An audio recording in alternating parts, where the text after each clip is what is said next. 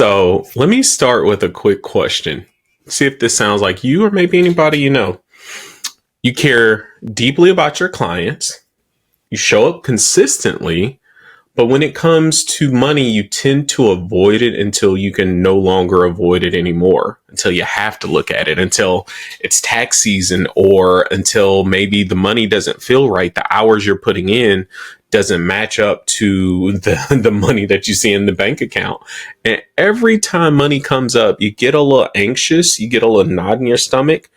Does that sound familiar? If so, you're not alone. And trust, you're not doing anything wrong either.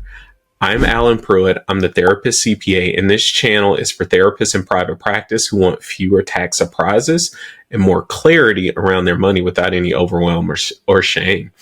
This is day 7 of our 30 days to financial clarity for therapists. And by now, if you've been following along this week, you might be noticing something. Money doesn't feel scary because you're bad at it. It feels scary because it's not predictable.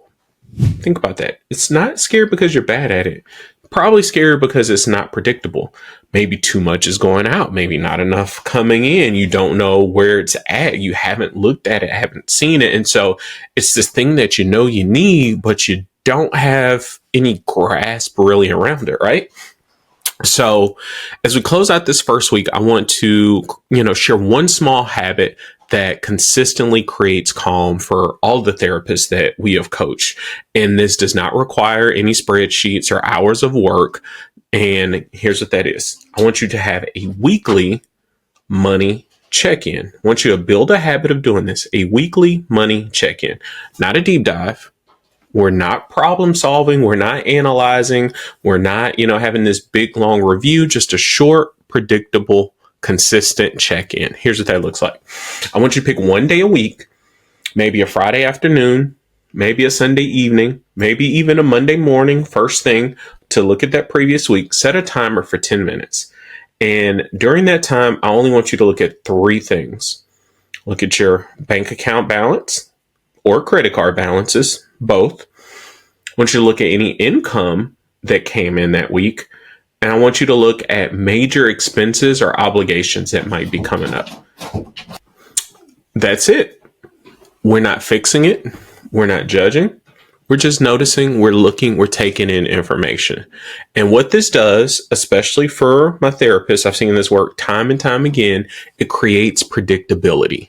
And predictability is calming for the nervous system. Instead of money popping up as a surprise or a threat, it becomes something you gently check in with on your own terms, though.